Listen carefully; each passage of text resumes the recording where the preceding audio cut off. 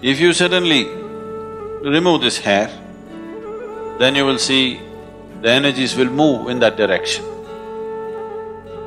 If you activate the two chakras which are above the physical body, it's a phenomenal possibility. It also makes your physical body little fragile.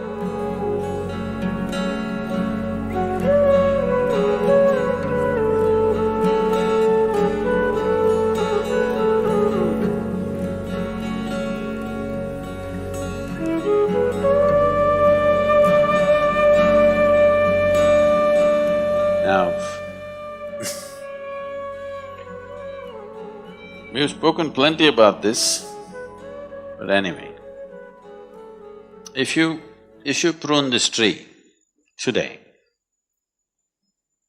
the tree will focus its energy towards the area that's been pruned, and you will see, suppose you prune this part of the tree and don't prune that, you will see in this part of the tree, the number of leaves that will come out in the next 15 days or a month is much, much more than in the other part of the tree.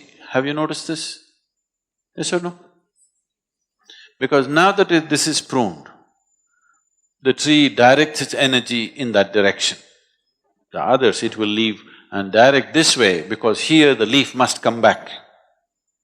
The same happens in your body. If you suddenly remove this hair, then you will see the energies will move in that direction. So people who are doing certain type of sadhana want that to happen. So people don't just shave their head whenever they feel like it.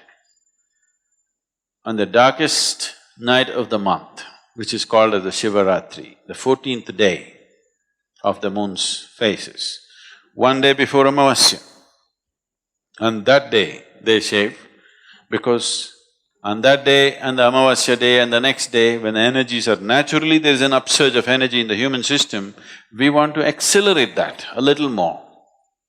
So on that day it is taken off because there is sadhana attached to that. If there is no sadhana, it won't make much of a difference. Some of you may know that, particularly ladies who have never shaved their head in their life, suddenly one day if they go and shave their hair, they will become mentally imbalanced because excessive energy in that direction they are not able to handle. If already there is a small imbalance, it will exaggerate itself because there is an excess energy movement in the direction. But if it's calibrated properly and there is a necessary sadhana to support it, it works to your benefit. So a spiritual seeker, a sadhaka, who is not only seeking for his spiritual well-being, who is seeking how to become an instrument of a larger possibility, such a person wants to use every little support that is available in nature. So shaving one's head is a part of that. If there is no such sadhana, if that type of sadhana is not there, shearing off the hair has really no meaning as such. And if somebody reaches a state where his energies are really bursting out of his head, if you activate the two chakras which are above the physical body, if those two chakras become active in someone, then we will not shave. In fact, we would like to grow it and tie it up just above that so that it is protected and nurtured.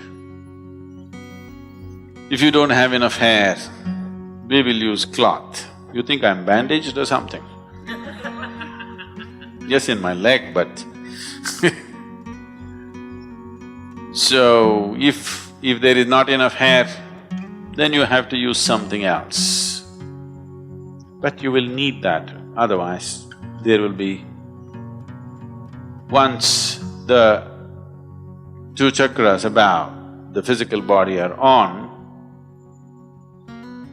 it's a phenomenal possibility but it also makes your physical body little fragile. It tends to draw more than it should. And this is the reason lot of yogis die before they're 35. Because once they attain to a certain level of energy, if they don't know all the different aspects of the body, if they do not understand the mechanics of how the human system functions, if you do not understand all the tricks of the Creator, in how many ways He's made this so complex and sophisticated, because sophistication is not just to make it complicated.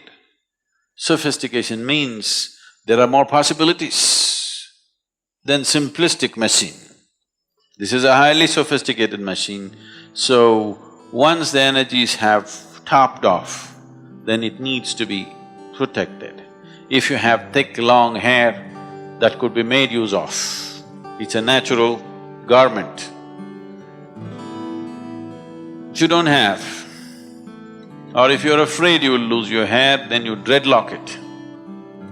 You know the dreadlocks you see in sadhu sannyasis, it can be done, I won't tell you how, because if you start going around with dreadlocks, that'll not be good. There is a way to get your hair into a dreadlock. So you do that. Or if you don't have that much hair, then you use something else. Garment or a cloth comes in handy. The nature of the body is such, the volume of energy that one neuron consumes in the body, in the brain, is many fold more than what one cell in the body consumes. So, in terms of the physical structure, how the energy consumption is distributed. You can see this yourself. If somebody worries about something, they will lose weight. The best ways to lose weight is worry about something. You know that, isn't it? Yes or no? Because more activity means, more stressful activity in the brain means it'll consume a lot of energy and it will bring down the body's weight. So, the reason why Hatha Yoga is as important as it is simply to be able to conduct the body in such a way that your energies are well rooted in your physicality before you attempt higher possibilities. If one is not well rooted in his physicality, then higher possibilities will take you off from physicality. Taking you off from physicality means one may become less capable physically or he may leave altogether. Some of the Buddhist scriptures say,